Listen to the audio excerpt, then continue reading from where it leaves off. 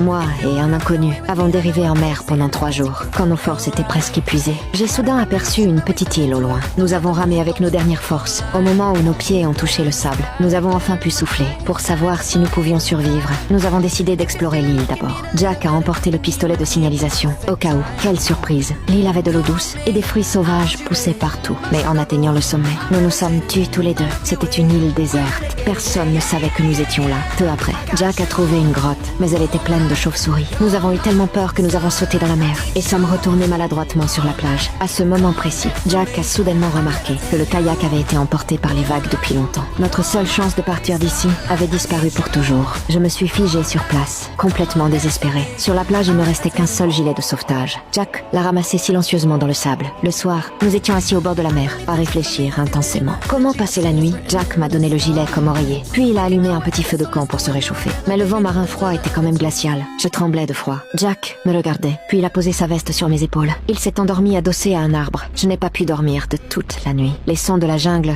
me faisaient trop peur. Le lendemain matin, j'ai tracé un SOS sur la plage. Mais Jack n'était pas du tout paniqué. Au contraire, il commençait à s'adapter doucement à cette vie. Il a calmement enlevé ses vêtements et a sauté dans la mer pour nager. Je lui ai jeté un regard en cachette. Puis j'ai détourné la tête timidement. Jack nageait sans souci dans la mer. Je le regardais avec envie, car je n'arrivais tout simplement pas à me détendre ainsi, pour ne pas être mouillé par la pluie. Jack a proposé de construire une cabane simple. Quand ma main a été coupée par une feuille tranchante, il a pris ma main et a soigné la blessure. À ce moment, mon cœur s'est mis à battre plus vite. De nombreux jours ont passé, mais personne ne venait nous sauver. Pourtant, je n'ai pas abandonné. J'ai apporté beaucoup de branches et j'ai disposé un grand signe de secours dans le sable. Peu à peu, je n'étais plus aussi tendu. Jack me regardait. Son regard était un peu différent. Quand je l'ai remarqué, j'ai tout simplement coupé mon pantalon long en short. La vie sur l'île devenait peu à peu moins difficile. Quand nous avions soif, nous buvions de l'eau de coco ensemble. Quand nous avions faim, nous grimpions au palmier pour cueillir des bananes. Comme si le temps lui-même avait commencé à s'arrêter ici.